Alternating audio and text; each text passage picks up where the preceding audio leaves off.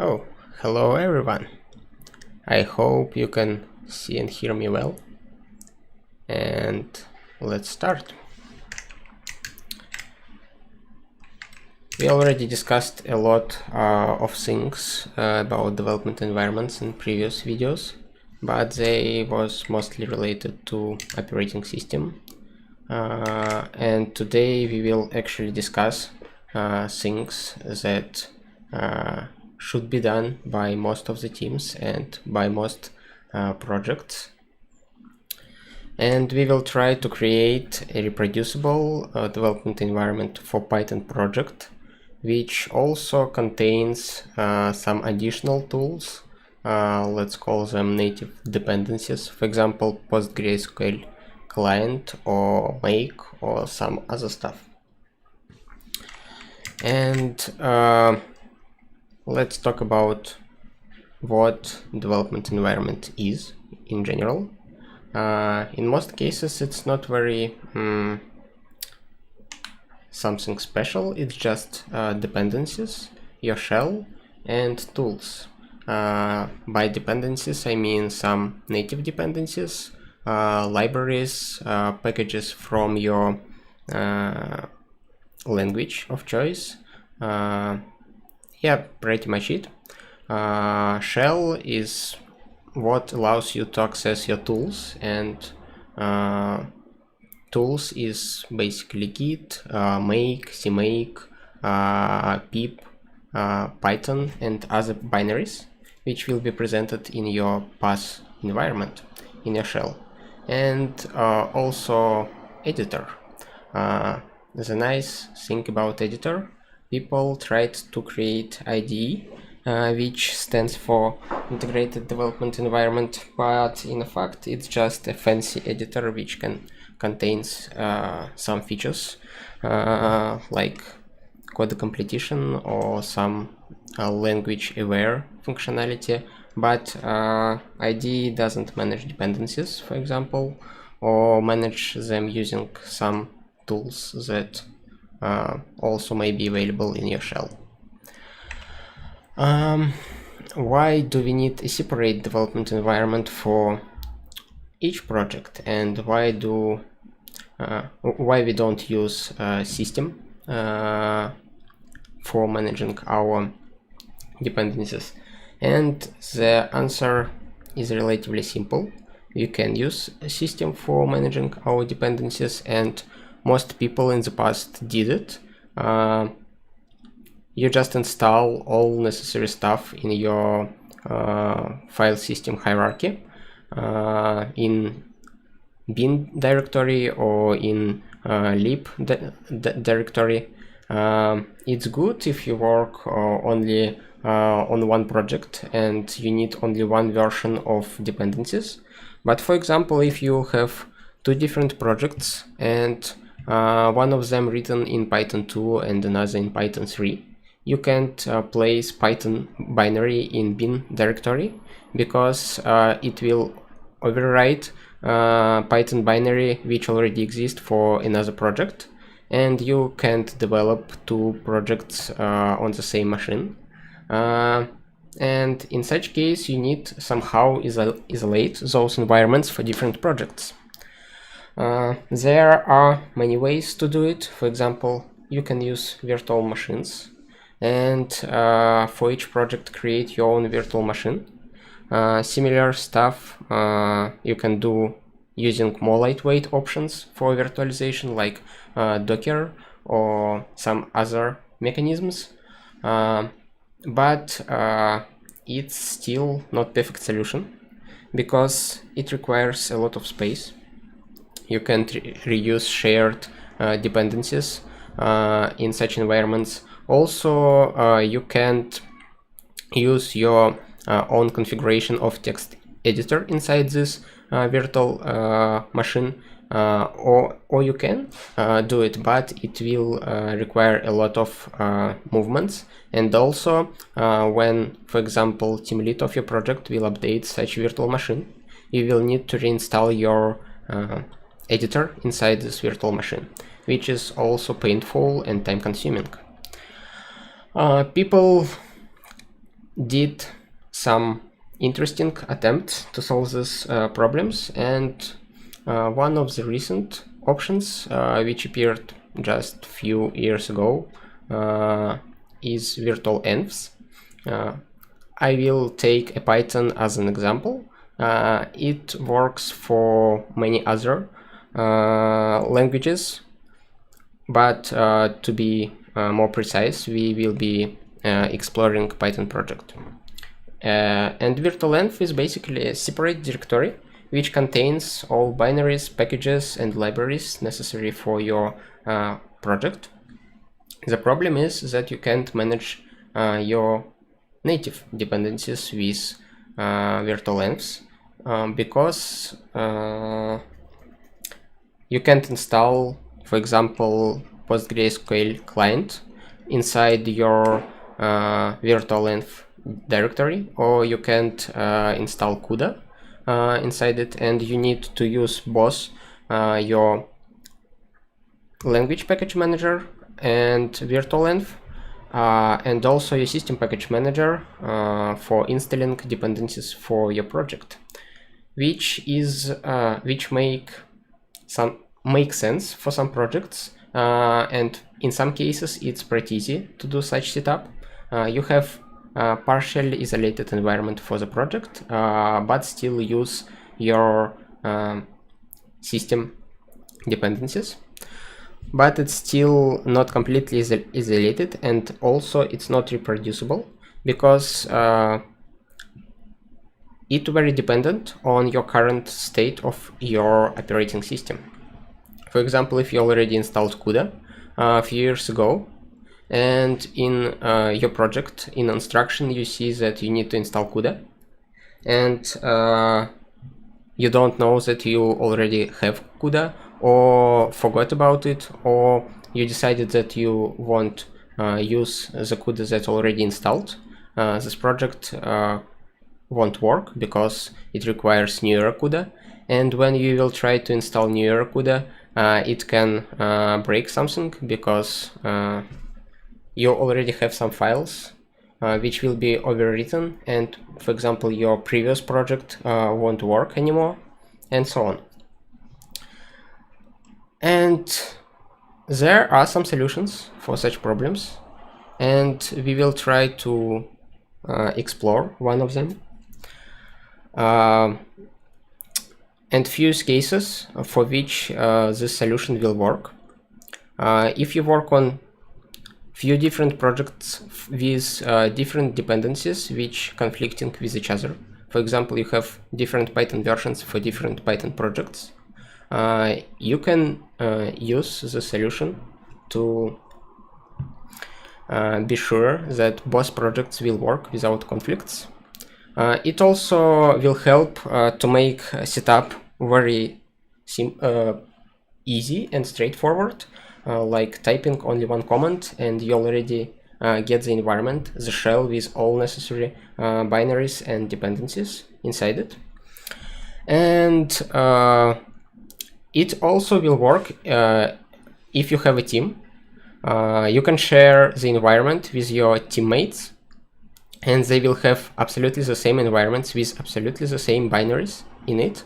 And you won't face any problems that someone has different version of library A, and now the project won't compile or run with different behavior, and so on. And also it will work if you have some long builds that you want to cache and share this cache between developers and maybe production environment, because this setup will be very reproducible. You can build one binary only once and use it as long as you don't change the recipe for building this binary. And let's get to some practice. On the left, can you see what I typing here? Because it seems like it's a little small font. Okay, I will increase it. Oh, cool. Nice that you can see it. We will have a simple Python project on the right. Actually, it's not a Python project. It's just a directory which called Python project, and it contains only one file called shell.nix. And let's open this file in text editor.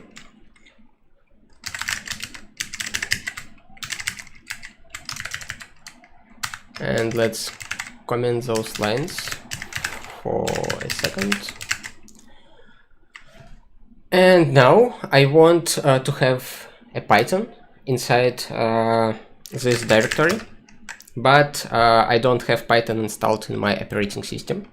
But I can type nix-shell, which spawns a bash with Python installed. And now if I type Python, I already have a Python here and can do some magic with it. Cool. And where is this Python installed? Let's check it. And this Python will be installed in this directory. It's called nix-store, and it will contain all the packages which available in my system. But as you see, when I was in my original shell, Python was not available here because my path variable of my shell doesn't contain the path to this binary. Oops. You can see that it contains only my system directories, but when I run nix-shell and look at path variable, it contains much more paths, and one of them will be path to Python. And as you can see, all the paths have kind of hash in front of the package name. It's done to make sure that if we have two different Pythons with different dependencies, built with different GCC but with the same version, they won't conflict because hash will be different for them. The recording will be available in few hours after the stream. Yep, you can watch it later if you want.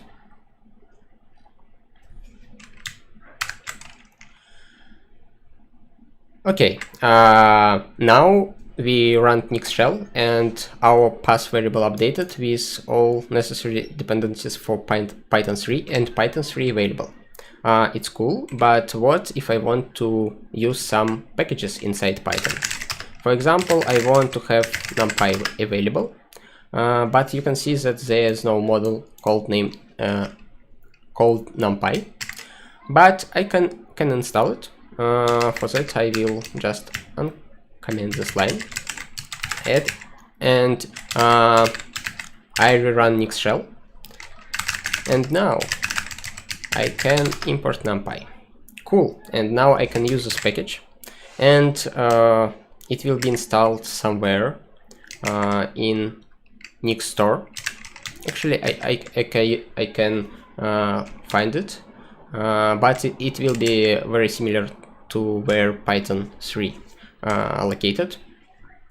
Nothing special for even language packages. It's the same as for system packages. And in the same way, I can install Postgre client. And as you can see, I never typed sudo yet, and everything is available only for my user and not installed in the system. It's pretty cool because user can have his own environment with his own packages without polluting the system.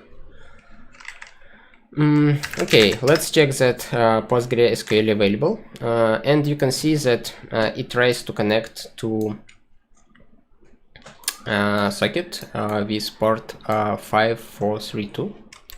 And I know for my project pg port variable should be equal to 54444, And now if I rerun nix-shell and we'll try to connect to PostgreSQL, it will be connecting to a different port, which is pretty good. That means you can specify not only packages but also environment variables. And these variables will be used by your compiler or your actual code, which will be reading them from environment variable. But how to share this environment between your shell and, for example, your text editor or IDE? For that, we will be using another package called direnv, which has some neat plugins for mostly all common text editors, and this will simplify our life a lot. For that, we need to create env-rc, and here actually the snippet here, but we will use only this line for a while. What env-rc doing, direnv doing, and how it uses this env-rc file. When I go out of the project directory and going back to the directory, direnv find that this directory contains this file, and if I type direnv allow, it will evaluate this file, and this file contains only one instruction, use nix, which will evaluate shell.nix file, and will use the environment provided by make-shell function and load all the variables inside my current shell. And if I type echo pgport, now it will be equal to what I written in this shell.nix file. But if I go back to the different directory and we'll try to echo the same variable, it won't be set, because direnv sets those variables automatically. And let's go back to the project directory, and you can see it's triggered one more time, and now we have these variables available. Also, you can see that it sets Python path and few other variables, and we have Python here, but don't have Python here. Nice. Pretty good for now. We can manage our system dependencies, we can manage our language dependencies, we can manage our environment variables. Actually, we can do a little more, but for now it's enough. But here still some problems. For example, here we're using NumPy from nix packages, and nix packages is a big repository containing the description of recipes for all different packages, not only for Python packages but also for many other packages. And then it contains a lot of packages, but it's still less than all the packages in PyP or PyPy repository for Python. It contains only 3,000 when PyP contains around 200,000 packages, and it's much less than all the packages available for Python. And what we can do with that? We have two options. We can declare our own recipes for not common packages, but it can be a little hard and time consuming. Also, we can use tools like PyP2nix, which will generate nix expressions for Python packages, and we can use those nix expressions, but it's also a little time consuming and not very clear, because you need to commit all those changes to your repository every time you change some dependencies, and it may be tricky sometimes, because If your Python package requires some system dependency, for example, ImageMagick or CUDA or something else, you won't be notified by this tool that you need to install this dependency, and you will need to provide it here by yourself. But we can use another tool which called Poetry2Nix. Poetry is another package manager for Python, which can resolve dependency pretty good and can create log files which will freeze package versions. And Poetry2Nix use this log file, and it doesn't generate any Nix expression. It's just evaluate this log file and creates environment for your project. And we will do it in a few minutes. But let's discuss another problem first. Here you can see that packages is equal to import nix packages, which means that the value of packages will be evaluation of nix packages, which is a channel.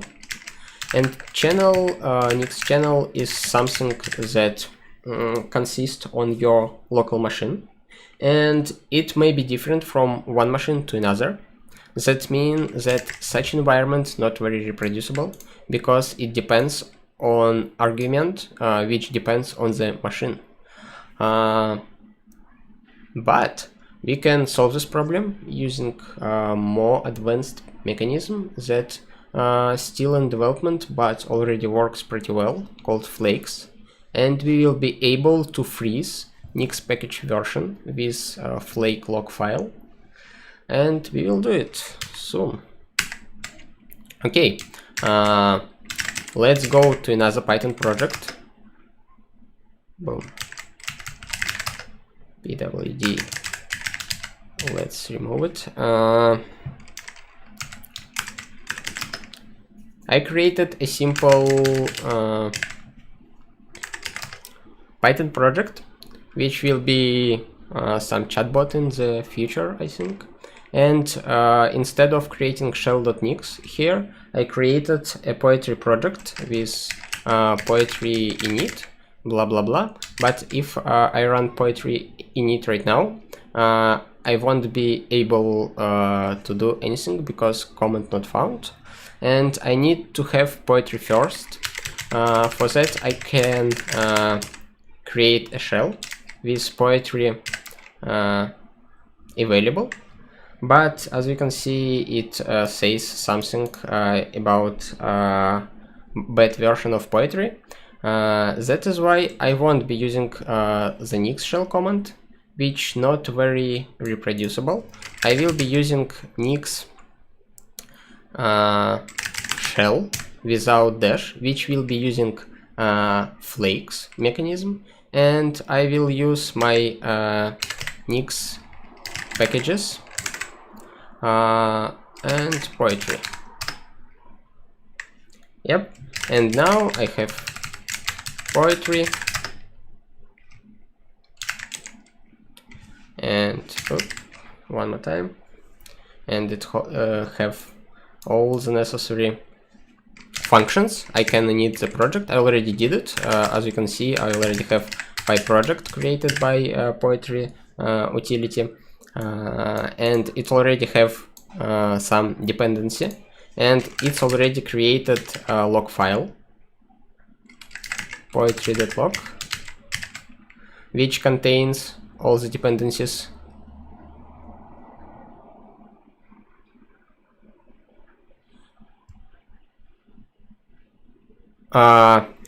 It's a cool question.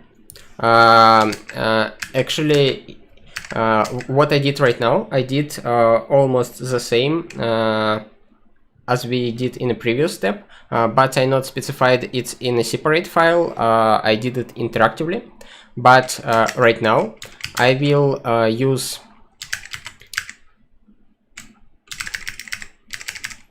one second. I will use flake.nix file, in which I will create another environment with built inputs, and this built-in input will contain environment which created with poetry to nix package, and it will contain Python, it will contain poetry, and it will contain all the dependencies specified in poetry.log file. Yeah, that is why I didn't specify poetry here, but I could do it. I could specify poetry, packages.poetry here, and I could run nix-develop. Actually, nix-develop is almost the same as nix-shell, but it uses dev-shell result instead of default package. And here in nix-develop, I will have poetry, and will be able to do all the stuff with the poetry. But also, using poetry to nix package, I can create environment which contains not only poetry, but also a Python and all the dependencies specified by poetry.log file. For example, if I try to run Python right now, it won't be available because it's not specified in build inputs of my shell. But if I use poetry to nix dot make poetry env function, which create the environment for me, and will provide this environment as build inputs to my make shell function, and will start my shell again, the Python will be available. More, it also will have all the Python packages specified in poetry.nix also available for this Python. And I can even print build inputs variable, and it will contain one path. Let's go to this directory, and we can see that here we have bin, which contains Python and all necessary for Python binaries, and also it contains lib folder, which contains Python 3.8 site packages, which contains our dependencies specified in the log file. Now we have a project which is managed by poetry, and it's very simple for people who used to this tool and who used for Python tooling. But using simple nix expression, I can take this log file and create our own environment with nix-shell mechanism. But also I can add some additional packages here, like GNU make, PostgreSQL, kubectl, and so on, with packages. And now I can run nix-develop again. It will download all the dependencies and install them. And now I have kubectl, I have make, I have psql, and now you can see that I have not only my Python packages available in my shell, but also many other system packages that I want to be available. And we're already pretty close to good isolated development environment, but let's make it hermetic, which means that we need to freeze versions to be able to share this environment with other developers.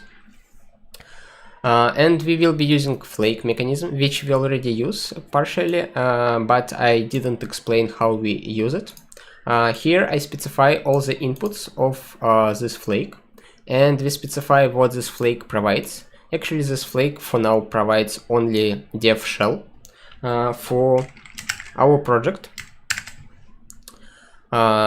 And here you can see that this URLs doesn't seem very reproducible because someone can change those tags and they can point to different commits. But when I evaluate for first time, this flake.log file will be created, and here you can see that all the packages will be frozen with specific revision and specific hash and all other information which is necessary to make sure that next builds will be reproducible. And also we know that it provides an output. That means that we can use this output somehow. And here you saw the command nix-develop, but nix-develop can accept arguments. And this argument is a path or URL to some flake. Okay, let's do one more thing, and I will show how to use flake outputs inside different directories on different machine, for example. What I want to do, I want to add some small feature to our environment. Our environment will have shell hook, probably something like that. And this shell hook will allow us to create a link to some dataset that is necessary for running our project. And we specify this dataset as a Git repository. I already wrote it here. We have some, I took a random repository which contains some data sets about tennis matches. And I want to use one of those data sets to make some analysis with Python. For example, let's take information for matches of current year. We specify tennis data as input, its URL to repository, and here we specify that it's not flake, it doesn't contain flake.nix file and doesn't provide outputs. We use it as a repository. And also, because we already evaluated our flake, we have it here logged to some specific revision. Probably it's a latest commit. You can see that latest commit 90A148, and here, oops, and here the same commit. And we want to use only one file from this input inside our environment. Okay, let's reference it. Inputs.tennis data slash name of the file ATP matches. Boom, and we want to call it as dataset.csv. And now when we type nix-develop, we getting our usual shell with all the environment variables set. But also we can find another file appeared in this directory, and we can cut it. And let's take only last five lines of this file, and we can see that it's basically CSV file, and it works, but it's not actually a file in this directory, but the link that we created. And actual file stored inside our Nix store. Why it is cool that we don't put our dataset inside our repository. First of all, it won't take any space because dataset or any other assets can be very large. For it can weight around few gigabytes or maybe more. And if we commit it to Git repository, every time developer pulls those dependencies, they will be downloading those files, and it will slow down a lot. And also GitHub doesn't allow to store such big files, as I remember, inside Git repositories. And also, if another project uses the same dataset, we will need to copy it in few different project directories, the same file, few times. It will cost a lot of space for us, for example, and a lot of time to download it. And when we provide this file as input flake, this file will be stored in nix-store. And if another project references the same flake, it will contain the same file. This file will be stored in our machine only once and downloaded only once, because we know that it is absolutely the same version of the same file, and we don't need to copy it a few times. That will make a reproducible environment for your research, but it also will save you a lot of space. Very cool trick. I like it quite a lot. But let's try to get environment without our project. We won't be checking out this project in a separate directory. We want to get just environment. Let's create environment our new dir. Go to this dir, and here I want to get the same environment that I had in my project. Let's first commit all our changes.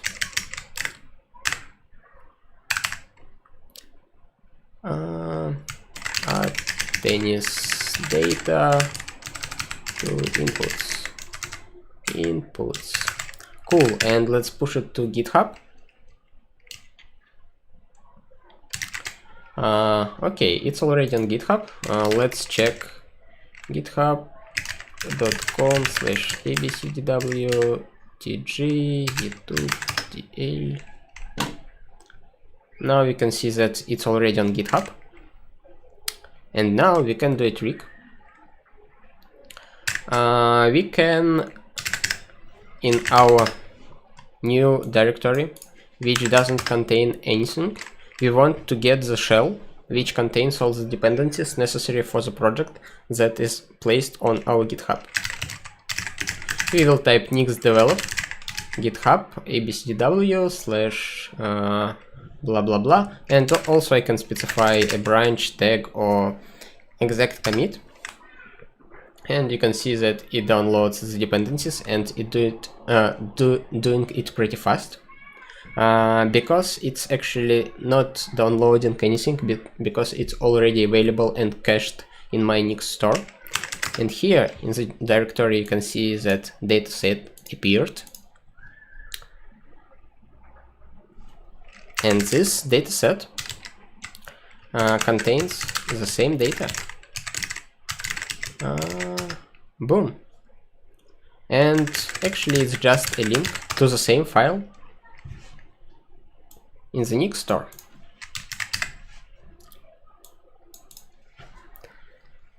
Two different directories with the same environment, which contains links to the same files. And it will work even if you on another machine and you're another developer who want to have the same environment. We already almost reached our goal. Oops, misclicked.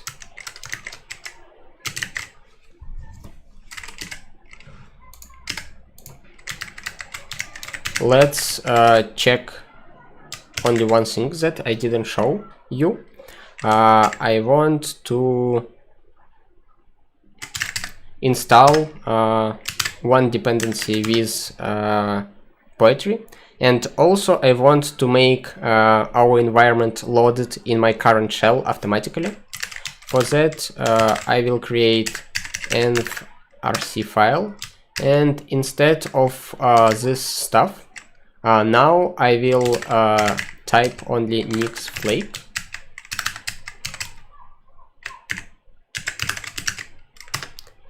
And now you can see that it triggered direnv and it loaded all the environments, and now I can have Python here. As you remember, I had different Python project, and I also have a Python in this different project, but as you can see, it's a different Python, different version of the Python. And it's pretty cool. We have two projects which are isolated from each other, but both has this reproducible environment. Okay, and now I want to install a package using Poetry. Let's install Pillow.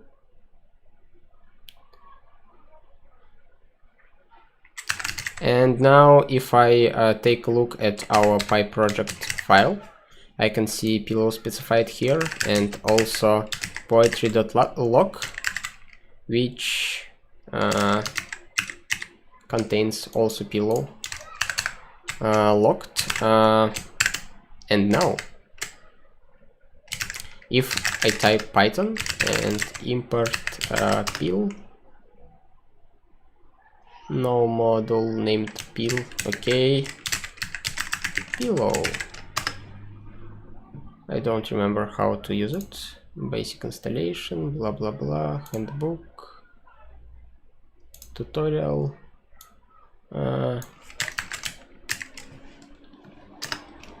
Boom, doesn't work. Why? Okay, I know why. Because we didn't trigger our nix develop. And it's not automatically triggered because use flake only monitors flake log and flake nix file. We can rewrite, actually it's just a bash function implemented for direnv. We can rewrite it to automatically monitor poetry.log file also, but we will trigger it manually. And now it doesn't work again. Where is it?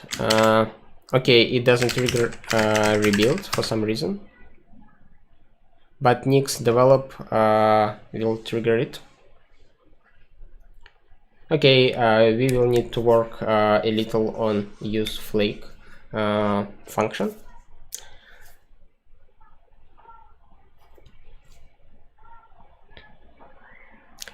To make the experience smoother. And now it installs our Pillow library inside our nix store, and will make it available for us in a few seconds, I hope. With building wheels. I will take a look to my notes to make sure that I not forget to say something important. Okay, I forget to talk about lorri. And now we can import from pill. Cool, it works pretty good.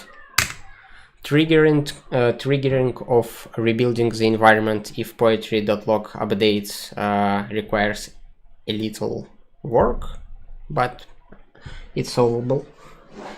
It's not a really big problem, just not very smooth experience, but fixable. Okay, let's talk about lorri. Lorri is a daemon which actually monitors your project directory and rebuilds the environments automatically. For example, here I don't use lorri because I use flakes and use flake mechanism from direnv, which already caching everything pretty good, because it specifies very reproducible environment because it contains flake logs file, and it doesn't require any rebuild if you update your system, because it doesn't use your system packages at all. But if you use nix-shell, as we used for the first project, it uses system-wide nix channels, and lorri allows to rebuild your environments if you update your nix channels of your system. And it also prevents from garbage collecting your development environment in case you want to free some space, but you don't want to remove packages required by your projects. It's pretty easy to install. You can check official documentation. It's really easy, just one line in your operating system configuration. And last step that we won't be doing today, but it's relatively easy to do, it's deploying to production. We already can create reproducible environments. That means nothing prevents us from creating the same environment on production and deploying our package, which can be already built and cached on some cache server. But we will do it in the next episode. Any questions to the moment? I told you almost everything that I wanted to cover for today, and I will be glad to answer something if you have something to ask.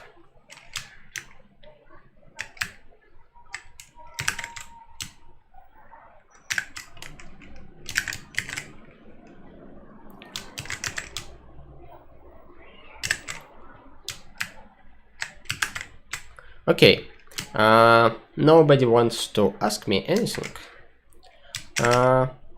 Hope you're alive and you enjoyed the talk. As a summary, I will say a few words. Instantiating of your environment should be as simple as this command. And it's all for today. Thank you for joining our stream. We'll see you soon. Bye.